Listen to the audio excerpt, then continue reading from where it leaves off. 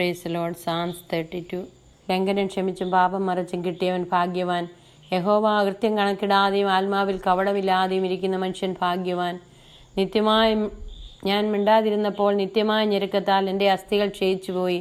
രാവും പകലും നിന്റെ കൈ എൻ്റെ മേൽ ഭാരമായിരുന്നു. എൻ്റെ മജ്ഞ വേനൽക്കാലത്തിലെ ഉഷ്ണത്താൽ എന്ന പോലെ വറ്റിപ്പോയി. ഞാൻ എൻ്റെ പാപം നിന്നോട് അറിയിച്ചു, എൻ്റെ അകൃത്യം മറച്ചതുമില്ല. എൻ്റെ ലംഘനങ്ങളെ യഹോവയോട് ഏറ്റുപറയുമെന്ന് ഞാൻ പറഞ്ഞു.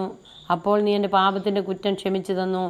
ഇത് നിമിത്തം ഓരോ ഭക്തനും കണ്ടെത്താവുന്ന കാലത്ത് നിന്നോട് പ്രാർത്ഥിക്കും. പെരുവെള്ളം കവിഞ്ഞു വരുമ്പോൾ അത് അവൻ്റെ അടുക്കളോളം എത്തുകയില്ല. നീ എനിക്ക് മറവിടമാകുന്നു. നീ എന്നെ കഷ്ടത്തിൽ നിന്ന് സൂക്ഷിക്കും.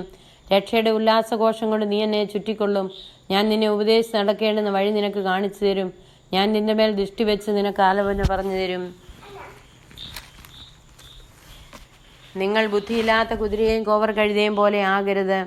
അവയുടെ ചമയങ്ങളായ കടിഞ്ഞാണും മുഖപ്പട്ടയും കൊണ്ട് അവയെ അടക്കി വരുന്നു, അല്ലെങ്കിൽ അവ നിനക്ക് സ്വാധീനമാകില്ല.